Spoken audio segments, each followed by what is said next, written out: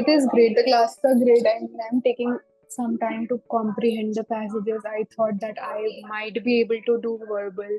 In verbal, generally, the level of English that's tested is way harder than what we are used to, right? So no matter, even if in case you're an avid reader, invariably the questions and the passages are a bit more complex than what we're used to.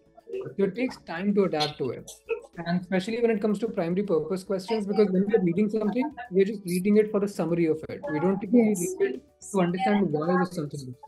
So that's a perspective shift, and it requires regular reinforcement for it to kind of help you navigate through these passages properly. Why are you making mistakes though? Like, why do you choose the wrong answer over the right one and then find I mean, I think it's only the why the last two options are left to mitigate, so it gets like wrong.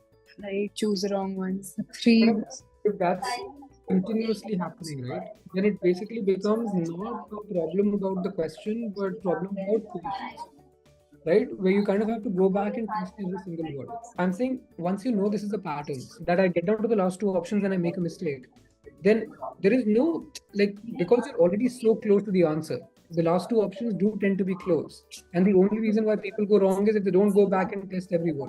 So the moment you start reading things word for word and critically and justifying and testing if everything is actually validated and validated, you will then be able to see why the wrong one is wrong, why the right one is right.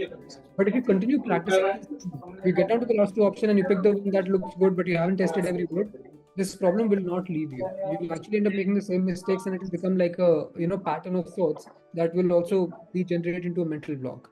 Majorly understanding the tone might be an issue because Last two options, it's not. In the last two options, tone is not going to help you to pick one answer over the other. Tone helps you to eliminate two out of the five options. So after you've eliminated two options, you're left with two or three options. And in those two or three options, the only thing that will help you to be able to figure out what the right answer is, testing every word. The point is not about how much time you're taking per passage. The point is about how much time do you take on an average. So there can be certain passages that might take you 15 minutes. There could be certain passages that might take you 8-9 minutes. So the average will come out to be 11-12 minutes. yes. So even GMAT doesn't bother itself with individual time per passage. GMAT also considers average time per passage. And that's what you need to focus more on. And secondly, I'm saying that like speed organically will improve, but you should start focusing on it only when you know that you're able to get almost a 90 to 100% accuracy. And then when you know, okay, now I know what tone is, I know what tenet is, I know what the traps are, I know what how to test every word. When all of those things have been cemented in your mind, if you've ever heard about the bamboo tree, right? So bamboo tree, when you basically plant the seed in the ground, nothing is there to show for it for the 4 or 5 years. And then in the fifth year, there's a growth spurt where it just shoots out through the ground up to like 120, 140 feet. So when you're actually practicing passages from RC latest, you might not instantly see that you're improving from 70 to 80%, 80 to 90%, 90 to 100%. You might still feel that you're at around 70, 80%, but you have to actively, like consciously make the effort to not let one mistake repeat itself. And when you are practicing with that level of intent, that I know this mistake I've made, I'm not going to make this mistake, I can make any other mistake, you will find yourself progressing a lot more rapidly.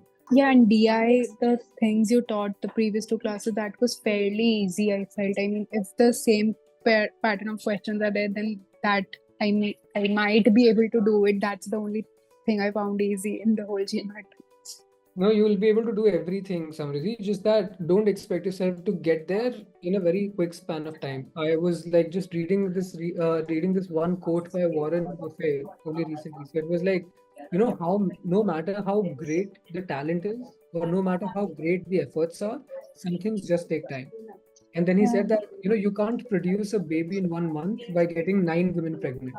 Right? So it's like, obviously certain things take time. You can't like force yourself to do certain things very quickly just because you're putting in effort. You know where you want to get, forget about it. Just focus on the daily tasks I'm giving you and the points that I share with you. Apply all of those things exactly the way I've told you, and you see in about 2 or 3 weeks you'll get the result you've been looking for. But don't get fixated about being right. Too early to do that. One thing that I keep mentioning in the class also is that people overestimate how much progress can happen in just like 1 week, and they underestimate how much progress can happen in 2 months. So what happens because of that is that you have the priorities get misplaced, because you feel okay, you've not made progress as much as you were thinking in 1 week, but you don't know, like, it takes a little longer than that. You just keep thinking about the deadline that you stress you out. And when you're stressed out, you're not productive. You don't really get the kind of work that you otherwise would have got done. So all I'm saying is, like, just get that perspective that stress is not helping you; it's actually slowing you down, because you become less productive. Take out some time every day to actually review your error log. So if you've maintained some kind of a Yeah. mistakes, like, just review that every day, so that at least those learnings are there in your mind. Otherwise, if you get rusty on them and when you start with quant, let's say next week, you might feel a little lost. So I just want you to be, like, on top of your concept game in quant before we begin.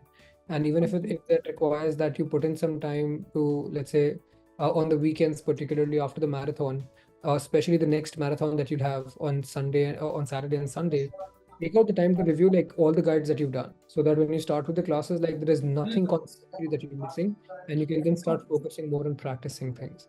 So even if you don't want to do it right now, do it on the weekend, but do it just before the class, so that everything is very fresh. Good. Okay, makes sense.